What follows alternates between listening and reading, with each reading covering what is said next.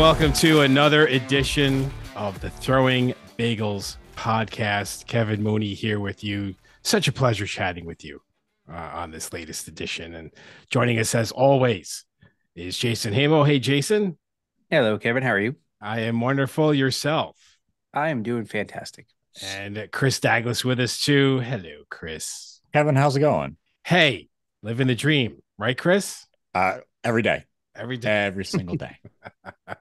Joining us now on the Throwing Bagels podcast actually was a little bit of trivia. Our first ever guest on the Throwing Bagels podcast way back when in the January of last year. Man, that how time has flown. So it's a pleasure to have him back on the podcast. Columnist with Syracuse.com, also a host of the new podcast Syracuse Sports with Brent Axe. It is the one and only Brent Axe. Brent, hey, thank you so much for being with us. You guys ran out of guests already? You circled back to your first one? Jeez, that only took a year. What's up, boys? That's pretty good, actually. That's actually pretty good. You're right. To have that much variety before you circle back to number one. I mean, we all look like we know what we're doing now. We all got microphones and backgrounds and all kinds of good stuff. I think that first one, let's just not go back and watch that one. It's probably pretty good. I think it's good. I think it's just as good. It just plays just as well as it does now. But this one's going to play even better because we're talking about current stuff. How about that? I saw online today a video. I was not in it, but this was not from my Oswego days. It was from my Herkimer days. And somebody posted, it was kind of our version of like Late Night with Conan O'Brien. And I was just horrified that something was, I was going, oh my God, what's going to happen? I was not in this one, but we've got to like tap on the shoulder at WTOP or somebody up there at Oswego to find some old tapes and get them out there. See what if we knew what we were doing back in the day. It'd be scary. I don't know if I want to see that. Also be horrified. What we sounded like and looked like. I'd prefer some of those tapes never surface for when I was there. So Brent, let's talk about some SU hoops. Let's start off there. Sure. About a month ago, Syracuse men's basketball got trounced by Wake Forest 99-70, right? And season looked to be done over at that point. But since then, the Orange have won 6 of 8 and are now pretty squarely on the bubble. Have they done enough at this point to get into that field of 68? Well, of course, we're talking before the Clemson game. And this Syracuse-Clemson matchup on Tuesday night, so depending on when you hear this or see this podcast, is going to be a major factor in answering that question. Because if Syracuse can beat Clemson, they've got a quad one win. They've got a quality win over a team that's going to the tournament. And while I think the net rankings have lost a lot of credibility as of late and nobody can figure out how the hell these things work, that's the metric they use. That's the one. It's a tool. It's not the only tool, but it seems to be kind of the guiding light for the committee. So Syracuse does need some more quality wins. As much as Syracuse fans have been up in arms about the net ranking, and for good reason in some ways, they've got to pile up more quality wins. So if they beat Clemson and then can win 2 in the ACC tournament, I do think they will at the very least feel good about their chances on Selection Sunday. If they lose to Clemson, now you got to go to, in this case, Washington, D.C., because what says ACC basketball more than Washington, D.C., and Cal and Stanford and SMU joining next year. Woohoo, go ACC. But in that case, you got to win 3 in the tournament to get that quality when you're looking for. And the weird thing is, guys, they're in position now. They may get the double bye in the ACC tournament, and they might not want it because that's one win, and then you play Carolina again, which, hey, Syracuse beat Carolina at the Dome. I was there. I almost got run over by students when they rushed the court in that case. But you probably want another win in there somewhere. So ideally, maybe they get the 5 seed and skip the double bye, and because the net does account for that in volume of wins. And Syracuse not only needs quality wins, they need a little more volume in that department. But, Kev, you brought it up. The fact that we're even talking about this after what we saw in that Wake Forest game, what we heard from Adrian Autry after that Wake Forest game, in and of itself is a minor miracle. he was big mad after that game. Like, I think that's an understatement. He really was. And there's kind of that funny line that circulates social media, and that's when he became president, right?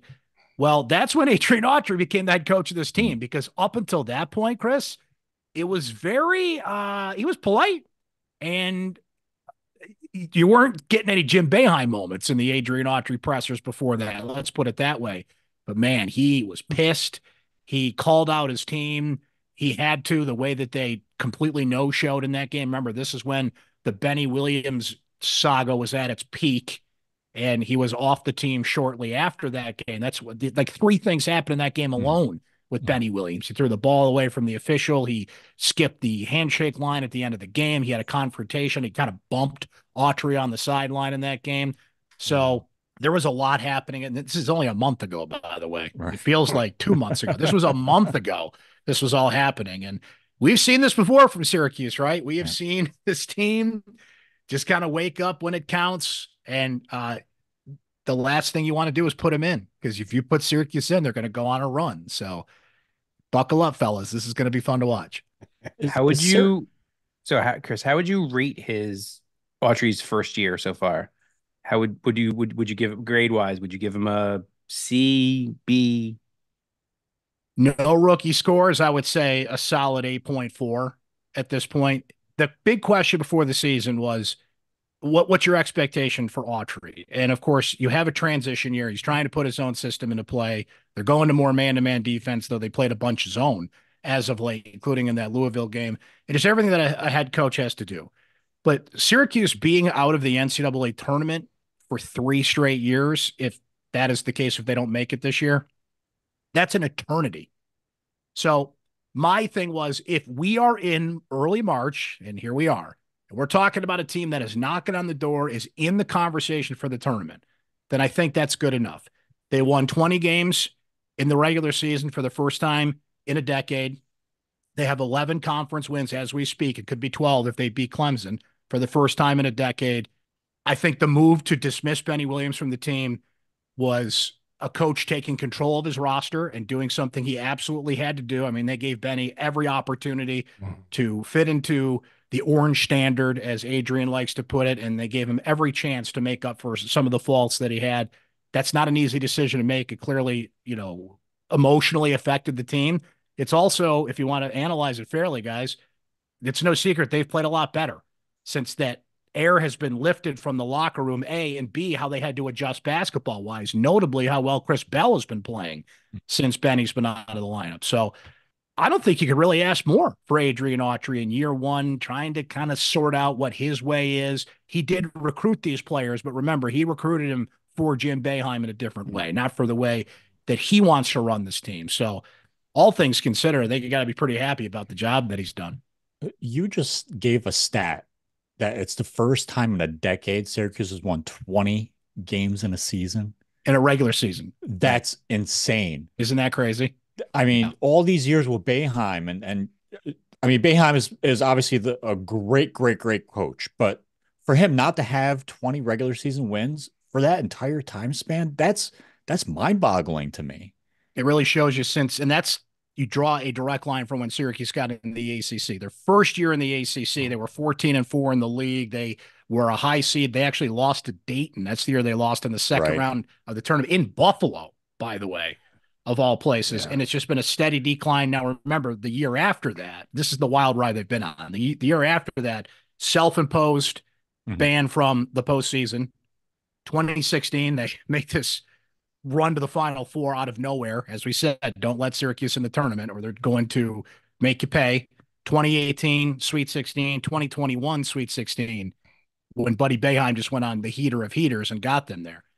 At no point in any of those runs that I just mentioned did they win 20 games in the regular season. So crazy. Which is insane. Jim Boeheim's last 4 years as head coach, he never won more than 18 games in the regular season. His first losing season as coach was in there. So it just goes to show you the wall that they hit and how tough it is to kind of emerge. They haven't finished higher than 6th in the ACC since that first year in the league. They're currently in, right around 4th or 5th, depending on, when you watch this and how the standings fluctuate. But it is insane to think about There's a Final Four and a couple Sweet 16s in there, yet they didn't win 20 games. Like, wow, how's that happen?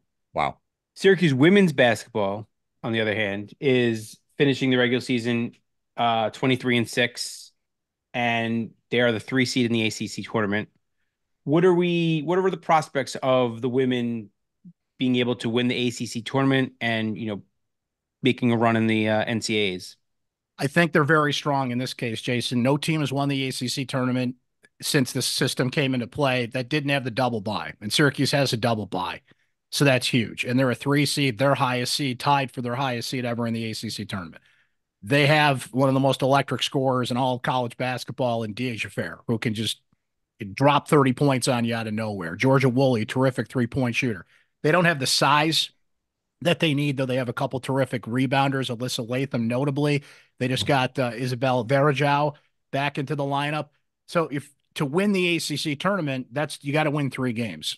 And this is a team that can certainly do that. Looking beyond that, if Syracuse gets a 4 seed, and right now they're hovering on the 4 or 5 seed line for the NCAA tournament, they get a 4 seed, that's a home pod. Right. And guess where one of the regionals is this year, guys? Albany, New York. So if they get on the right side of the bracket and they get 2 games at home, like this ACC tournament for Coach Jack's squad, and shameless plug, Coach Jack is on my podcast this week, Syracuse Sports. Download it, subscribe. They could have a real friendly path to the Final Four, which reminds me of 2003 when the men's team went to Boston and Albany itself on the way to the Final Four. You mentioned Coach Jack. She's just been, we knew like from the beginning when they announced her hire, I think everyone was like, this is a fantastic hire, and it's already paying off. It really is, Kevin, because she came at the right time.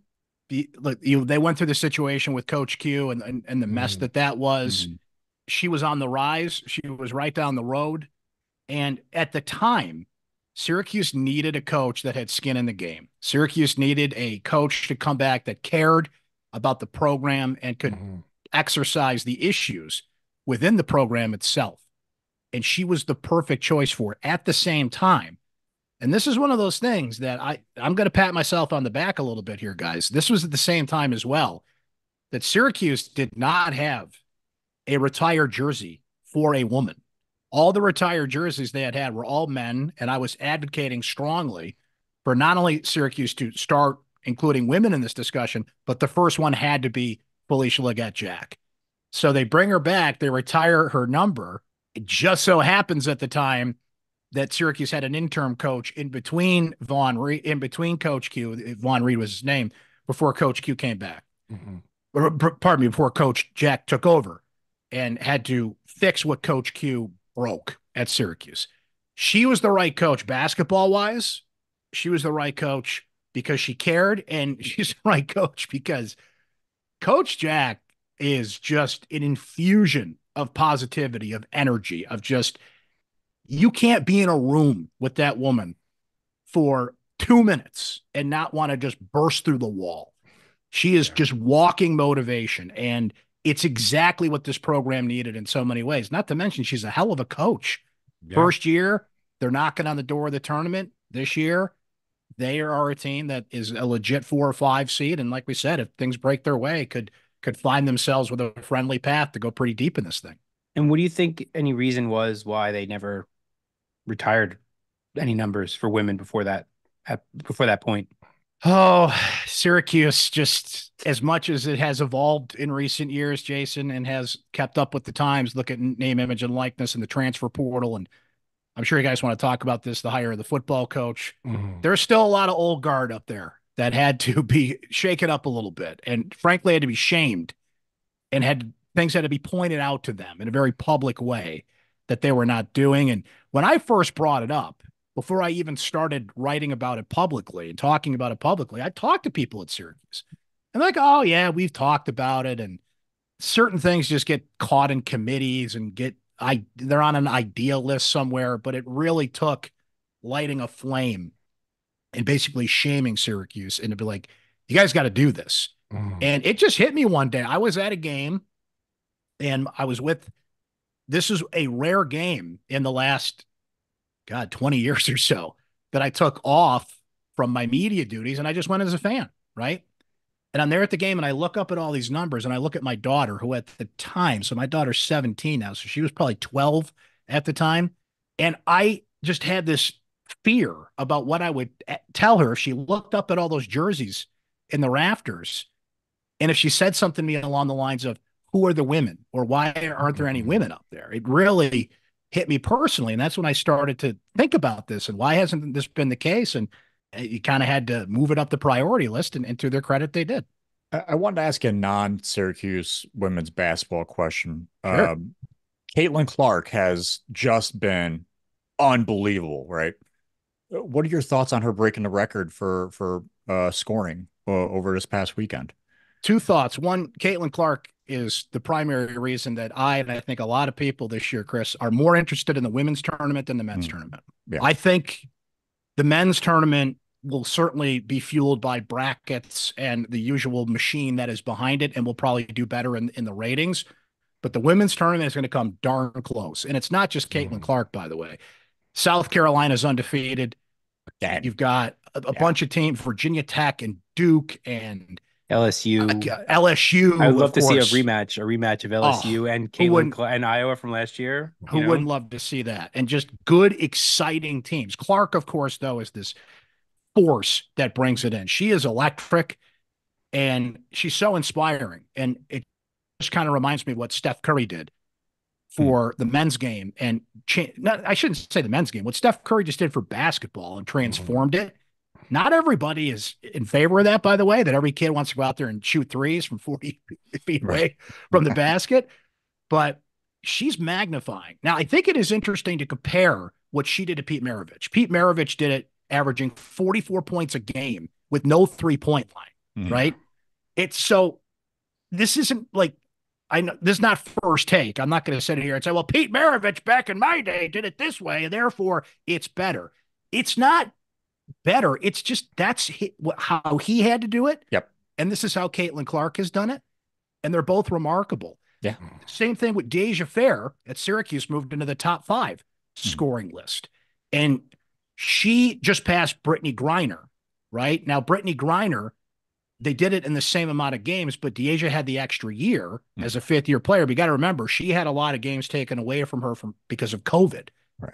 So, yeah, the game evolves, it changes, as these players we're talking about here. But I don't know how anybody can look at what Caitlin Clark has done for the sport. And I know we got to come up with hot takes and dissenting takes and the contrarian view in this day and age, but I'm sorry. Sometimes what everybody thinks is great is great. And that to me is what Caitlin Clark's doing. Agreed. And it's stuff we'll get into, a little bit later, but think about the money she's making this year, right? And how much she's going to be making when she leaves college and going to WNBA. She's taking a pay cut. But she's taking a pay cut. It's funny. We talk about this, a pay cut in terms of what Iowa pays her in terms of NIL money and what she'll make in the WNBA. But you got to remember, Caitlin Clark's got all the big sponsors. Oh, yes. She's in State Farm commercials, and that will only grow. But yeah, what the actual, so Indiana, I believe, is the number 1 pick in the draft. The Indiana Fever, what they can pay her versus what State Farm and Gatorade and Nike and all the other sponsors can pay her doesn't add up right now. But that, I believe, their first game's against the Liberty. So you're talking about Caitlin Clark against Sabrina Ionescu, and Brianna Stewart is back with the Liberty this year. So that might be the most highly rated WNBA game in history with all those names on the court. It's at the Garden. I actually might go to that game. There you go. I'll have to see. Let's all make a roadie down That's there. Right. Go to that game. Come on. Speaking of the men's tournament, women's tournament, there's been some talk that they're thinking about expanding the tournament to some ridiculous amount, 84 teams, 96 teams, 120 teams, whatever the number is. That's a ridiculous idea, right? It's a horrible idea. Think of the people that are pushing for this idea. They're television executives. Yep. Charlie Baker, the new president of the NCAA, who's got to do everything he can to escape the I can't even come up with a word, pathetic, the pathetic image that the NCAA has. Coaches love it because, of course, it saves their job if they can make the NCAA tournament. And look, at the end of the day, guys, people will watch it and they will bet on it. Yeah. And that's the other reason they're pushing for it. Mm-hmm. But there is no need for 96 teams in this tournament. You can maybe talk me into a small expansion. Maybe that's what they're doing, Chris. It's like 96, and that's ridiculous. 72. Okay, I'll accept your offer, right? Yeah. There's no reason to expand this thing. It should be hard to get into the tournament, right? There's a good mix between the automatic bids and those that have to win their conference tournament. Like, look at what Matt Langle's doing at Colgate. He just won his 5th Coach of the Year award at Colgate. They have to win the Patriot League to get in. Cornell's got to win the Ivy League to get in, which is a flaw in and of itself. I hate the fact that a team can have this amazing 4-month run, and if they lose one conference tournament game, they could be out. Right. For some team that gets hot, but minority there. People seem to love conference tournaments. As much as I am for change and evolving and keeping up with the times and all that, some things are fine the way they are. I think we're all kind of at that age now where we're kind of saying, oh, you don't have to change that. The NCAA tournament is one of them. Yeah. Especially if you're talking 96 teams. Why? No, that's just insane. It just waters everything down. That's exactly what it does. Yeah, I mean, it's gonna be basically like the bowl season where you have to be 6-6 to get into a bowl game. It's gonna be losing record teams in the NCAA tournament. Like, no one wants to see, Mississippi Valley State with a 8-16 record versus a 21-6 Duke team. You know what I mean? Like, no one wants to see that. That's ridiculous. And I heard somebody, Jason, it might have been Boeheim actually, that said, well, the good teams will rise to the top anyway. The cream will rise to the top and those teams will get eliminated anyway. Then what are we doing here? Then why are we letting them in? Right? If you look at the last couple of years, there's always a few bubble teams that don't get in, but it's like 4 or 5. Right. And everybody looks at it like, okay, we're good. So wait, now you're telling me that we're going to go down that list of the 20 teams that didn't make it last year and they get in now? Like, look here in Syracuse. They can't even make it for another few years because of the NCAA's ridiculous probation rule. But I'm sure Lemoyne would love if they expanded the tournament because they're a program that just went to Division I and they want to put a banner on the wall. But all the people that are proposing this have some sort of business interest in it, and they're not thinking about, is this good for the game? Is this good for the event itself? Right? Always about money. This is a horrible decision. Hopefully it doesn't happen. I mean, it's kind of like the talk about college football expanding on the expansion that they've already that haven't even started yet. You know what I mean? They just expanded and now they're like, oh, let's expand it even more. I'm like, can you play a season first and see how the 12 goes first? Exactly. Before you start allowing teams that end up in 5th place in the SEC to show up in the tournament that you're gonna have. Come on now. And I love in that one, by the way, where the SEC and the Big Ten are like, yeah, we're going to save a few spots for us because we kind of run the show now and maybe some of you other guys in. It's so ridiculous. Like, we get our top 4 teams in no matter what, and they all get buys, and then you guys can fight amongst the rest of you. It's amazing. It reminds me of that scene from Caddyshack when the caddies could swim in the pool for 15 minutes. Caddies welcome 1 to 115. Okay, you guys can come in for a little bit. Great reference. That is excellent. We were talking about college football, so let's talk about SU football. So last season ended. Dino Babers let go as head coach, and team made a series of hires.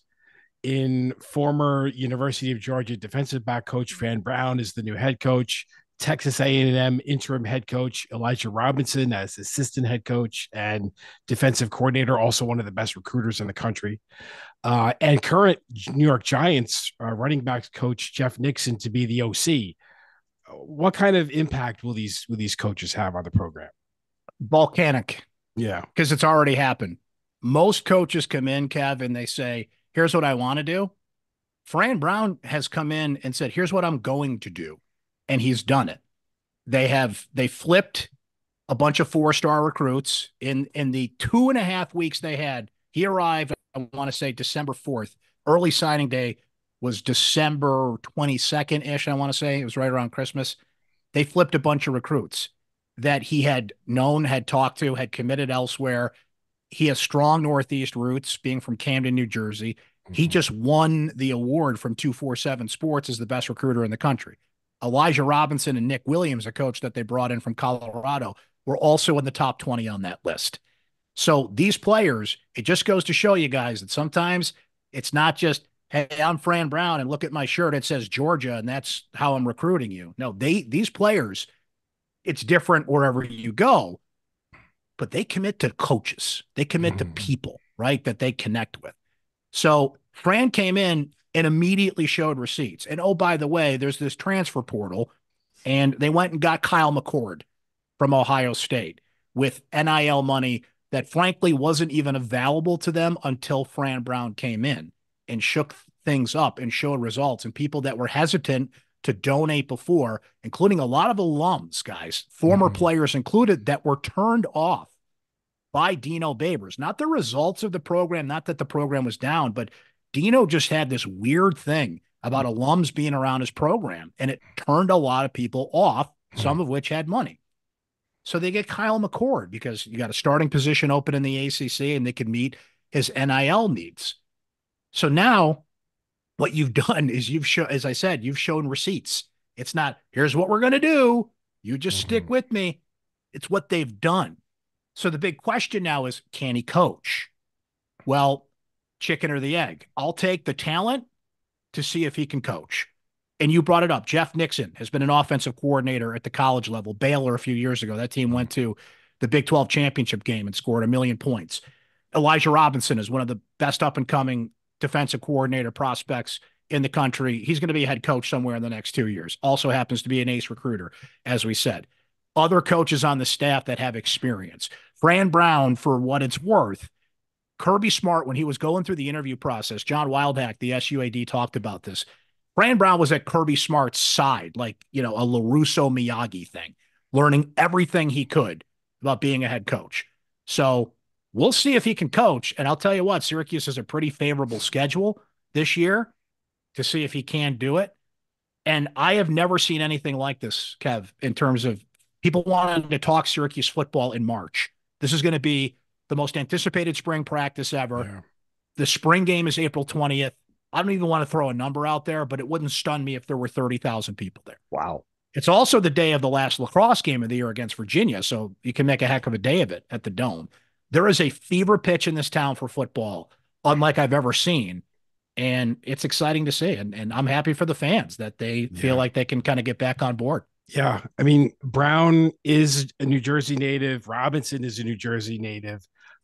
Nixon is a Pennsylvania native, and they've all that's like primo recruiting background for Syracuse, football players. So it sounds like the foundation is really there to rebuild the Syracuse football program. No doubt about it, Kevin. The thing about New Jersey is I should mention Nunzio Campanelli, who is on the Syracuse staff as well. Used to be a high school coach in New Jersey.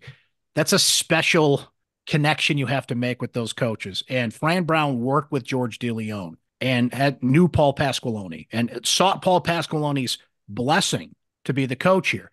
Paul Pasqualoni and George DeLeon were idolized in New Jersey. They were beloved in New Jersey. Those guys would walk into that state. Now, remember, Rutgers, for most of its history, frankly, has been pretty poor. But this is when Rutgers was really down. And all the coaches would send, not just to Syracuse, Penn State was in there and other programs because it's a talent-rich state. But, man, Paul and George used to just get what they wanted pretty much out of that state. Fran having the roots, being from Camden, knowing these coaches personally, first names, can go to any high school, walk in, know who the guy is. Like, that matters to these coaches. And now all of a sudden you're going to see that pipeline churning out again. It's already happened. We're already not only seeing recruits that have committed, but what we've seen this time of year, guys, is you get on Twitter and recruits are like, here's my top 6. And there's Syracuse next to, there was a kid last night, number 2 overall recruit in New Jersey, offensive tackle. And it's like a murderer's row of teams with Syracuse there. That's Fran Brown. That's Elijah Robinson. That's these coaches. That's a direct result of that.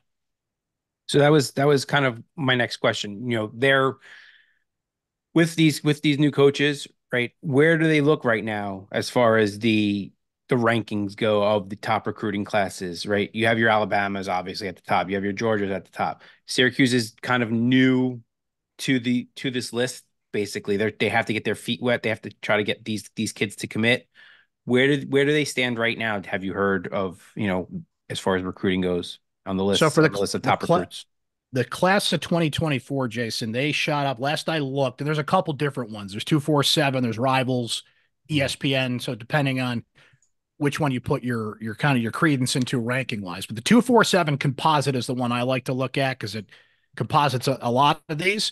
Last I looked, they were around 40 in the country, which for Syracuse is huge. They've been hovering in the 60s and even 70s in recent years. They only have one commitment for the class of 2025 at this point.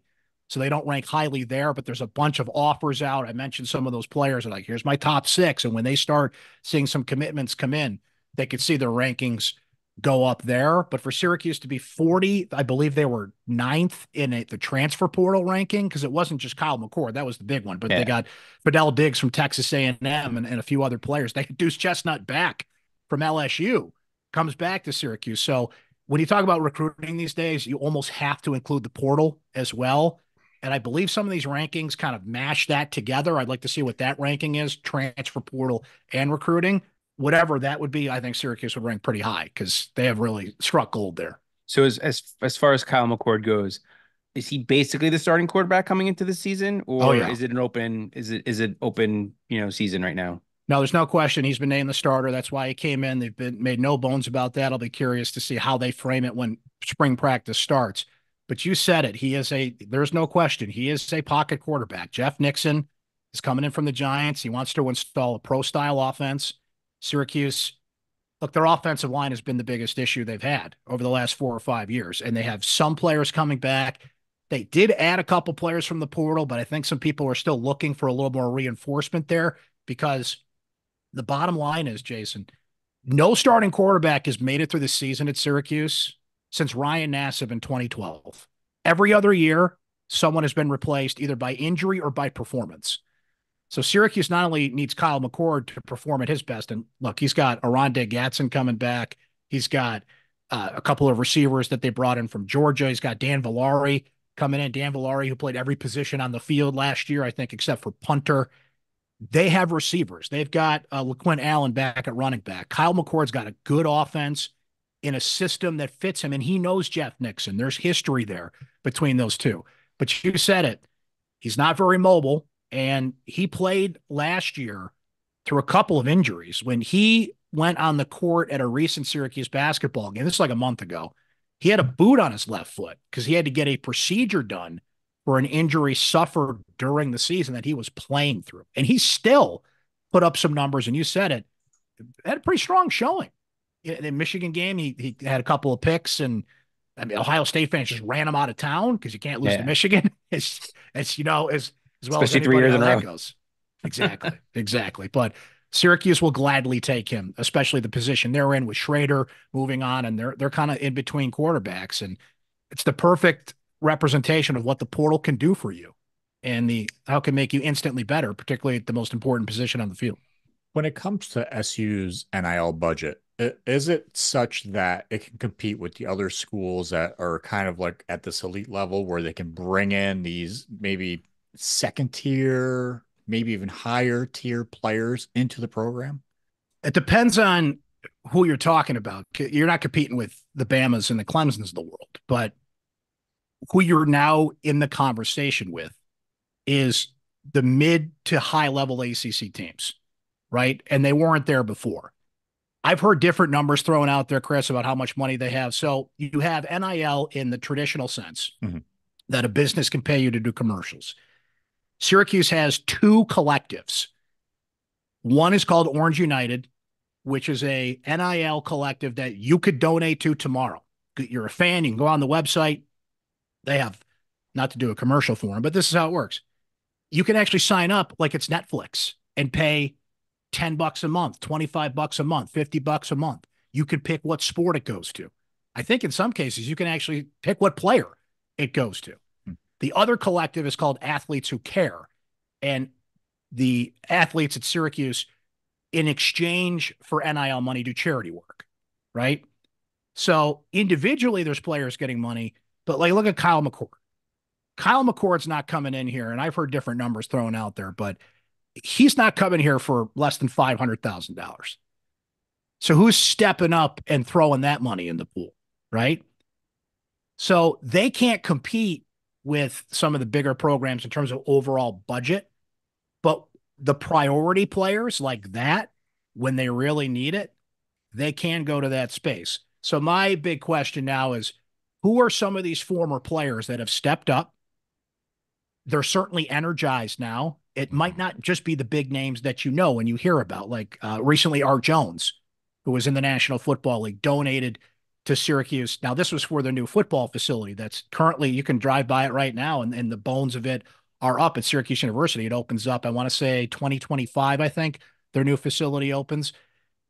And that's kind of old school these days, right? You know, that used to be the arms race in college football. You needed a great facility. Not anymore. It's NIL. So this is just an estimate on my part. All things considered, they're probably playing with about $4 or $5 million in terms of NIL money, right? Which, you know, some schools out there, that's 2 players, right? That's they sniff at that. But for Syracuse to be in this game at all when they weren't in it 3 or 4 months ago is a big step forward. And the momentum's there and people are fired up. They go out there and drop an 8 or 9 win season this year. It's only going to grow. It's funny because NIL kind of reminds me of soccer on the world stage where teams are just buying players. And it's kind of the same idea.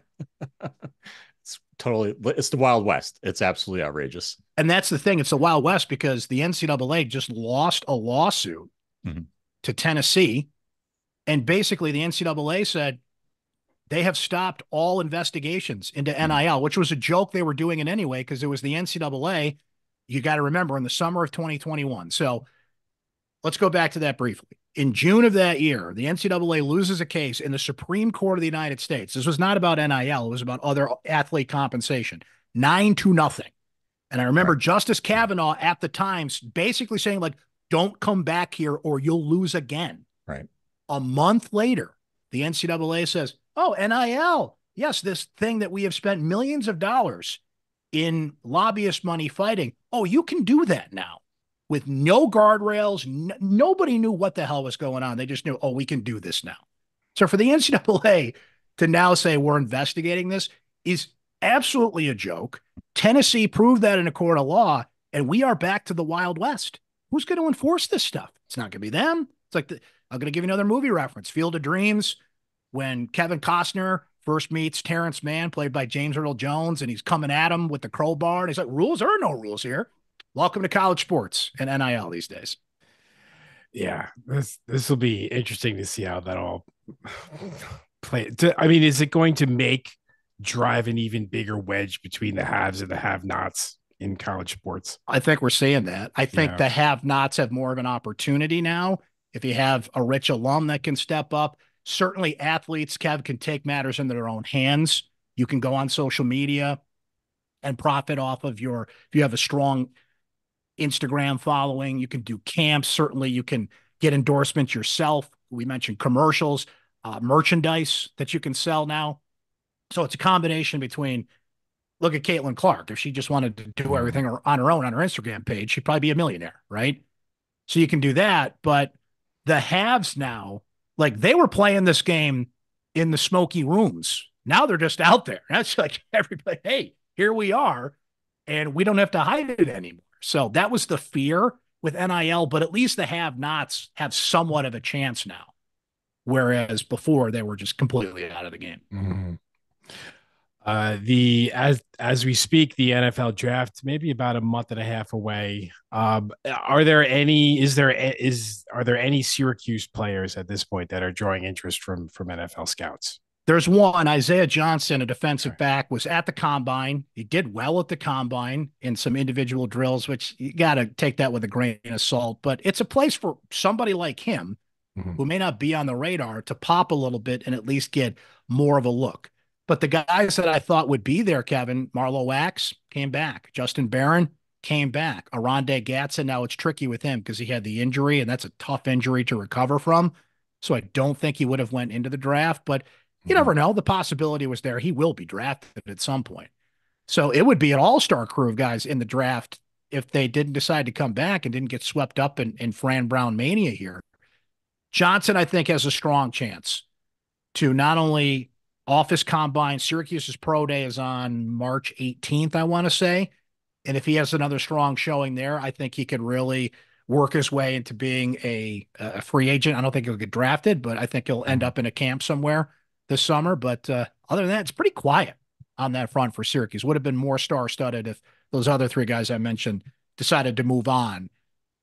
But they want to come back and try and make something of this, which is a huge boon for Syracuse. To have, it's one thing to go out and get all this new talent, but you need guys that have been around and respect and command the locker room. And all three of those guys, particularly Marlo Wax and Justin Barron on the defensive side, do. Speaking of the draft, and I hope you can settle a debate that the three of us have had here offline. There are three elite generational quarterbacks in this draft this year. If you had the opportunity to move up in the draft and get one of these quarterbacks, even if it cost you a first and a second round pick for 2 years, would you do it? I guess it depends who I am. If I'm the Chicago Bears, Justin Fields is not the answer. Caleb Williams appears to be the answer. It depends on what it's costing me, I guess, and you just laid it out there. How can you say no for the most important position that there is? And Caleb Williams is taking an interesting approach, right? It's weird. His father wanted was asking around and wanted, can we have an ownership percentage of the team? And hey, get what you can get, man. This is America. Like you got to make the ask at this case. So you have Jaden Daniels and Drake May as the other two, I'm assuming. Yes. I'll tell you what. The guy I really like is Michael Penix Jr. at Washington. Me too. I think he's going to be the name that was off the board, but by the time draft day comes, is going to be right there in the mix with those three. And you just can't ignore the arm strength. Agreed. 100%. It zips off his hand, and that's hard to ignore. Not that Williams, Drake May, Jaden Daniels all have their strengths and weaknesses. The other thing that's interesting about this draft, Chris, is a lot of scouts are saying, and people that I've just been reading and listening to, they say it's like the best offensive line draft in years. So if you're Chicago and you can get a Caleb Williams and also use your resources to invest there, now we're talking here, right? But man, I like all those quarterbacks. I really do. Jaden Daniels, I think, has to get a little bigger. I'm a little nervous about that, but the results speak for themselves at LSU. Drake May is just the prototype quarterback. I watched him just destroy Syracuse in recent years. But man, I like Penix a lot, and I think he's going to be the buzzy guy on day when we get to draft day. Not that I think he's going to knock Caleb off the board, but could he be number 2? Wouldn't stun me. I don't see Penix getting up that high at this point. That's a lot of jumping at this point. He's a top 10 quarterback. He's a top 10 draft pick. Have him in the top 20 right now. He's a top 10 draft pick this year. I don't care what they say. I disagree. He's an excellent quarterback. Unless someone really trades up, I don't see it happening because, first of all, his injury history is too much to ignore, in my opinion. He's got the arm strength, but his injury history is too much to ignore, in my opinion. All it takes is one team. That's right? It. Patrick Mahomes, right? The Giants should draft him. I'm just saying the Giants should draft him. The three of us are all Giants fans, so we're all arguing amongst themselves about it. I love it. I love the Giants need to move up group chat that I've fallen into. I don't want one of these quarterbacks. Is there a consensus that you don't want Daniel Jones back? Or what? Oh, no, he's terrible. He's awful. Get him out of here. Out of here. See you later. Tyrod Taylor was the best quarterback on a team last year. I don't dislike Daniel Jones. I don't think he is 100% the future, but I also don't dislike him. He had never had, in my opinion, a true, staff around him, or and then he's got obviously the injury history now, which that also bothers me because concussions and torn ACLs and neck problems, that also. But yeah, previous to that, he's had no offensive line for pretty much his whole career. Can you give the guy at least 1 year of an offensive line and see what he can do? I feel like we've been saying this for years. Yeah, no, we just give him this or just give him that. He doesn't go through his progressions in the first place. So see you later. Have a nice day. No, he can't and DBs know that they are locking in on him because he does not scan the field, and he cannot throw a deep ball to save his life. Nope. Are you also telling me that we've given up on the Tommy DeVito dream of Tommy Cutlets being the guy? I gave up on Tommy DeVito after the first game.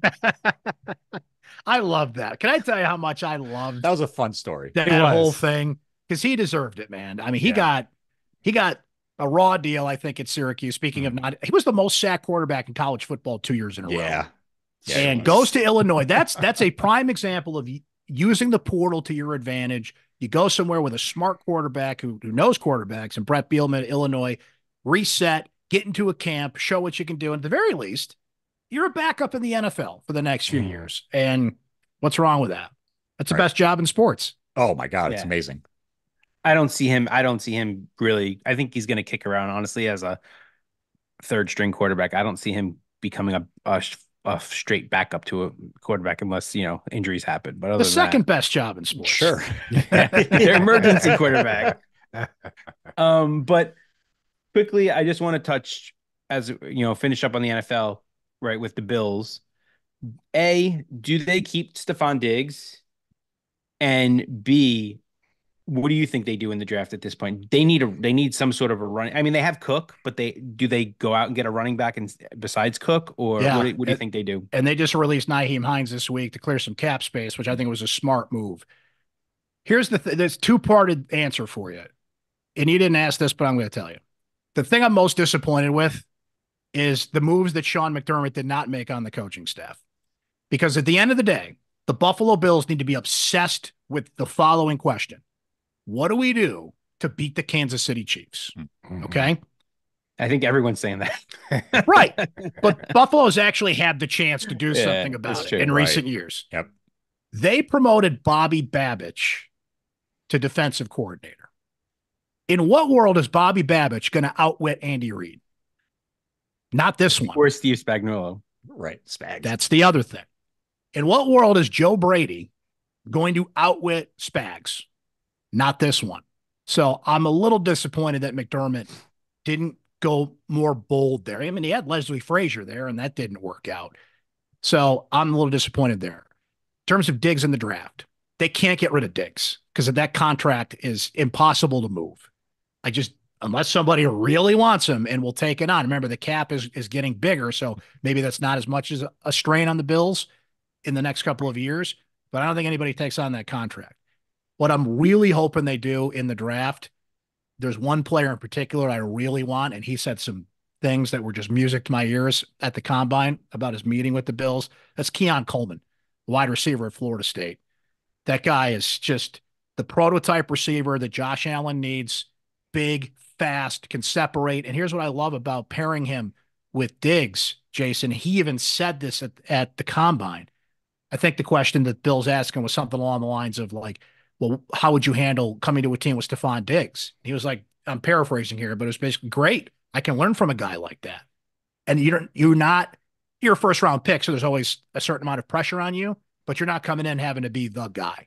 I think Diggs takes that pressure off you. You said it though. They certainly have to upgrade at the running back position. I think the Bills need to draft 2 or 3 receivers, frankly, because that has just been a position that has been too thin and too hit by injury and inconsistency in recent years. And then, the usual best player available nonsense. But I think if Buffalo's going to get Keon Coleman, the Bean's going to have to wheel and deal a little bit and move up in the draft. And I hope they do it. If so, wasn't happy with the coaching moves, but if they can walk away with this draft with that guy, I'll be pretty happy. Yeah, he's a good receiver. No question. So, Brent, it's been about a year since the experience with ESPN Radio and being let go from there. You've now since started your own podcast recently called Syracuse Sports with Brent Axe. When you look back at the past year, what have you learned the most, from the past year, and how has the new podcast been going? 2 great questions. The thing I've learned about the last year is what a crazy business we're in. And the more you can control what you do, the better.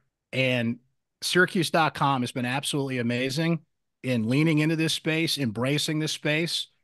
This was something, and it's going to sound like after the fact, but honestly, guys, if there are people out there that can verify this, I was starting to backpedal my way out of radio anyway. Mm-hmm. That decision was made for me, and accelerated the process. But I saw the podcast space, not that it was new or anything, but I was really intrigued by what I could do, what I could bring to Syracuse.com. And I was really intrigued by just not having to do it 5 days a week. I love radio and I love expressing my opinions, but there's just some days where you're really forcing it. I feel like in the podcast space, you can really hone in on what you want to say, how you want to say it. And if that takes 45 minutes, if that takes an hour and a half, if that takes 20 minutes, great. You say it how you say it. I don't feel like I've got to fill these 2 hours with something, right? I feel like that's just not something I wanted to do anymore. So Syracuse.com really embraced the idea to get into this space. And ever since we have done this, I love being able to not only talk to the people that I get to talk to, right? The great coaches and players and athletes and media people. And we've had some great names and some great people on the podcast, but I love being able to do something like a draft or a top 10 list or something fun. And it actually like lives for a little bit. Somebody can find that a month from now and have fun with that. As opposed to you do that as a radio segment. And even if you post it online, it just comes and goes, right? You put so much work into something. It's like, okay, great. It's like a donut. You eat it and it's gone. Whereas if you do a really fun podcast, it lives longer. People can find that. So I really enjoy that aspect of it. I've been really enjoying it, the mix of planning topics like that, but also reacting to things. Like when that coaching search was going on, we were doing podcasts every night because there was just so much news happening and reacting to things. So it's the combination of staying current and kind of tapping into what your audience wants to hear. I do a post-game show after every Syracuse basketball and football game, so that kind of keeps the current vibe going. But also just playing with different ideas and different discussions and tapping into that creative vibe. I've really enjoyed that aspect of it. Do you feel you have more freedom now to be, I guess, critical of local sports and just kind of have your own opinions that are not going to really like ruffle feathers, if you will? Like you have that freedom to do what you want to talk about. Yes and no, Chris, because I felt like I had that anyway. And when I got into radio, again, I had a couple of stops before that. I made no bones about the fact of what kind of host I was, even understanding that the radio station I worked for prior, like, yeah, they had a business relationship with Syracuse University, but like, this is what you get with me. As long as everybody's on board with that, here we go. So I felt like I had that before, but I truly feel like I have it now. Like there is no restriction whatsoever because that's what Syracuse.com does. We provide a thorough, fair, I want to stress that word. We're not out to get anybody or anything. You have to be fair about these things and provide people the opportunity to have a voice and respond. But I feel like no one is tapping me on the shoulder worrying about like, if you say this, it might ruffle some feathers. They're a sponsor. Just that might rub somebody the wrong way. Name the person, whoever it shall be, Dino Babers, Jim Boeheim, whatever the case may be, kind of moving into the next generation. And look, I always go out of my way to talk to these coaches anyway and say, look, I'm in a public space. I have opinions, but you always have the opportunity to call me, to respond, to give your side of things. I try to go to every press conference I can, sit in front of them and just kind of show my face and let them know like, yeah, I'm going to say this about you, but I'm going to be accountable.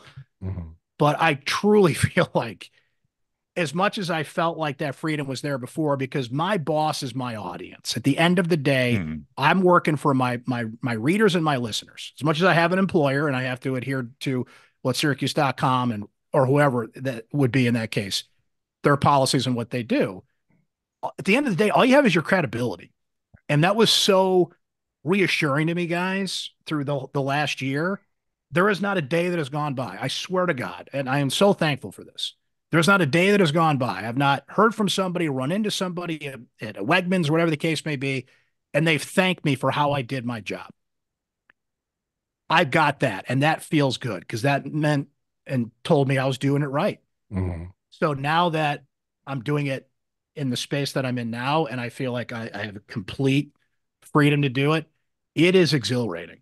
It's exhilarating to feel that way because there were certainly times in the past where you're like, you get off the air and you're like, oh boy, I'm probably going to hear about that one, right? Whereas I never have that feeling anymore, and it's great. And so last question, do you feel that, I mean, this could go for pro sports, it could go for colleges. I guess, obviously where you are, it's more of a college area. Do you feel that a lot of these teams or people in general are growing increasingly more sensitive, about what's said about them in public, if you criticize them in a certain way or anything like that? Yeah, there's no question about it. It's strange that the more social media has grown, the more that we're in the athlete empowerment era, and the more that they have gained, if that's name, image, and likeness, or whatever the case may be, and the more exposure they have, the more sensitive they become. But that just goes back to what I said a minute ago. You have to go out of your way to get in front of these people, to let them know that you have a voice in this too. You may not like what I'm saying, but I am more than willing to sit down with you, have a phone call with you, have you on the podcast, and explain to you, this is why I do what I do. Because you have a fan base out there that wants this to be done the way it is. Now, there are some people out there, and this is a whole other discussion in life that I know we don't want to get into here, but think of the silos people live in politically these days. Mm-hmm. It has happened in sports. I have seen this in sports. There are fans that have filtered themselves into a silo, and all they want is the Johnny Homer, I don't want to hear anything bad about my team approach, which I think is too bad. Especially you guys, you're Giants fans, right? Can you imagine Giant fans living that way? Come on. Insufferable. Right? And this is a college town, but it is a college town that feels like a professional sports town. And guess what? They get paid now. Yeah. Change the way we have to cover these athletes, because they are now, it used to be, oh, they're college kids, they're student athletes. Not anymore. They are paid professionals like anybody else is that gets the same exposure and public platform that a professional athlete does. So you have to take that into account, while also being reasonable and remembering these are 18 to 23-year-old kids that you're dealing with. So there's a balance there, right? And I don't do it right all the time. I try to do it as well as I can and balance things out as best as you can. But it's certainly fascinating. And that was a great question, because I have found, especially in the last, 3-4 years, how much more sensitive they are. And I think it's because the sensitivity has been heightened because the stuff gets in front of them more, right? Even if you don't want it to, someone will text it to you. Someone will put it in front of you. They'll grab their phone. Like, oh, you see what Axe said about you now? Like before, you just didn't have to read the newspaper or listen to talk radio. Like you had a couple of options that if you didn't consume it, you didn't hear it. Now you can't get away from it, even if you want to.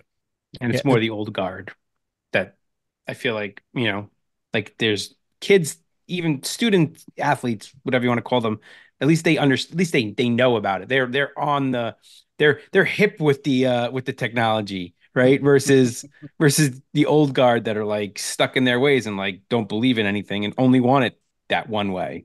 And the other thing is, Jason, that we're all in the same space now. It used to be media deals with athlete and fan consumes that. Now we're all swimming in the same space, right? So they get it twice as much. Yeah. It's funny you mentioned how universities and athletes kind of consume that negativity. It's almost as if they're looking at all these amazing comments about themselves, and then there's like two really negative ones, and that's what the focus is on, instead of all the other positive things. Well, my favorite one recently was how Baker Mayfield kind of painted himself as like some kind of underdog. Mm-hmm. Bro, you were the number one pick in the draft. You won the Heisman.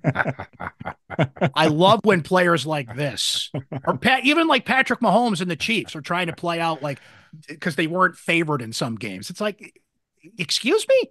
Like you find 2 tweets that doubt you, and like you're saying the haters are out there. That's ridiculous how much we've seen of that because of what we're talking about. Because one, you were a failure. And 2, Kansas City just didn't have a great regular season this year. That was the end of the story right then and there. They're But the it's Kansas the City haters. Chiefs. Right. You know, Always going to be haters, right? Always. Well, Brent, thank you so much for joining Throwing Bagels. We greatly appreciate it. A lot of great stuff here, and I'm sure we'll have you on again. So thanks so much, Brent. My pleasure, guys. I'm glad that the podcast is still growing strong. I try to listen when I can. I love the guests that you have, and certainly the connection to Oswego is amazing. But always a pleasure. And let's not make it a year before you have me on again. All right. You're running out of guests, apparently, so it might be sooner. Anytime. It's always great to see you guys. And that was Syracuse.com columnist and podcast host of Syracuse Sports with Brent Axe. And that was... what's his name again? Brent Axe. Yes, that's his name. The Axe Man. That was fun. That was fun. Always good. Always great to talk with Brent. And always has good insight. Always. And it's funny that, we crossed paths with him at SUNY Oswego. He was there for a little bit. That went on, I think, to Utica and like pro. He went pro. Like, so it was great to cross paths with him there. Is there anyone who knows more about Syracuse sports than Brent does? I don't think there is. No, it's a hard no. I'd be shocked if there was anyone that knew more about Syracuse sports than him. He is on the pulse of everything. And Brent agreed with me, by the way. You have to the Giants have to absolutely trade up to get one of these generational quarterbacks. Period. Okay, but you're not trading up to get Penix. You're already at number 6. If Penix falls, and the argument is that Penix is not even a first-round draft pick, which is absolutely ludicrous to me. He is a top 10 pick in this year's draft. The Giants absolutely should draft him number 6. No question. No. I don't think I don't think he should be drafted number 6. Everything I have read so far says the Giants could trade down into the 10 to 15 range and still get him if they wanted to. If that would be ideal. Absolutely. Because you're not going to get the first 3, right? Because the Bears are not trading their pick. Washington's not trading their pick. New England's not trading their pick. So obviously those 3 are out. But if you had the opportunity to give up a whole bunch of draft picks to get up there, and if there's a team that takes it, those 3 are cannot miss quarterbacks. I don't know. He's just not my thing. He's not. I don't feel like I just don't see him. He's already a little bit older. I just don't see him as being a generational quarterback. I don't. Which one? Penix. I'm not talking about Penix. I'm talking about Jaden Daniels. I'm talking about Caleb Williams. And I'm talking about Drake May. Those are the 3 absolutely generational, cannot miss quarterbacks. I will take Penix. I will settle for Penix. He's actually got a great arm, like Brent was saying on the pod. He's a little injured sometimes, but again, the Giants. We've already gone through that. We don't need another guy who's going to get injured all the time. But the Giants can build around that through free agency. They're not in this like cap hell or anything like that. They have plenty of cap space. They can go out and get offensive linemen, or how about just draft better, right? Because they have not drafted linemen well in like my entire lifetime. That's not true. The teams that won the Super Bowl had amazing offensive lines. I don't think it goes through the draft though. No, those were some of those guys were drafts. David Deal was a draft. Yeah. Okay. O'Hara was a free agent. They had a couple guys. Snee was a draft pick. They had a few. It was a big mix. I guess my larger point is the Giants need to draft a quarterback in the first round. Period. I don't disagree with you on that. I just don't think it's We'll agree to disagree. And if I eat my words later, I eat my words later, but I just don't see it. Were we I think Oswego hadn't played yet, right? But during our last conversation, I don't think they had played at that point. So here we go. Let's Throwing Bagels. Let's get back to basics here. Oswego lost again. Men's hockey team lost to Plattsburgh in overtime in the SUNY X semifinals. Plattsburgh lost. I agree, Chris. I think some calls that went against Oswego really should not have gone against Oswego. There's video evidence that they shouldn't have gone against Oswego. Right. Yes, a goal was scored by Oswego to give them at that time what would have been a 2-1 lead. waved off by the referee because they claimed, oh, there was a player in the crease. He had his toe in the crease, and it had nothing to do with the play. A ridiculous call. But that rule was eradicated. I know. I thought. I mean, so they gave the goal to Brett Hull back in the 90s. Oh, God. Not according to this referee. He had it out for Oswego that night, I think. Ridiculous. And then, there you go. So things wind up going to overtime and as usual. As usual. But the bright side is Cortland beat Geneseo. Yes. And then Cortland won and beat Plattsburgh. So all's well with the world. And Plattsburgh did not get an at-large bid into the NCAA tournament. So they are out. And congratulations. Boy, everything's coming up roses for those Red Dragons in Cortland. Yeah, man. So the women hockey in the Division III tournament too. Yep. So congratulations. The men's and the women's teams both coming away with SUNYAC championships after beating Plattsburgh in overtime in both cases. Amazing. Amazing job by the Red Dragons. Some year they're having. That's excellent down there. So fingers crossed. I think later this evening, as you're listening to this, if you listen to it when it first comes out, every other Wednesday, so I should say, I think the women are hosting Elmira in the first round of the NCAA playoff. So best wishes to them. The Cortland men are on the road, I think, at Plymouth State. Plymouth, New Hampshire. Okay, this coming weekend. So best wishes to them. And boy, that would be a great story, wouldn't it? Cortland State reels off its first ever national football championship, and now the hockey teams collect their first SUNYAC championships. And it's crazy. And then let's also not forget, the basketball team. That same weekend that we lost to Plattsburgh, we lost to New Paltz in the SUNYAC championship game, which pushed us down slightly in the rankings, which surprisingly lowered our seed in the tournament. We won our first round game against Babson, and then Williams beat DeSales in the first round, so that was an upset. And then they came in the second round, and they came to Laker Hall, and they beat us as well. So they've moved on to the Sweet 16 as an underdog in the first two rounds of the tournament. And March Madness. New Paltz got bounced in the first round. And they only lost by 4. They were down big in the first at halftime, but they came back. They scored 52 points in the second half. Wow. And they still lost by 4 points. Sports. It's been a while. Yeah. Oh, sports. Sports. So I think that'll do it for this edition of the Throwing Bagels podcast. Thank you so much for listening. We will see you again in a couple of weeks. Won't we, Chris? In a fortnight, as they say. A fortnight. Right, Jason? Yeah, sure. Whatever they say. Okay. Until we meet again. Good day, sir. Cheerio.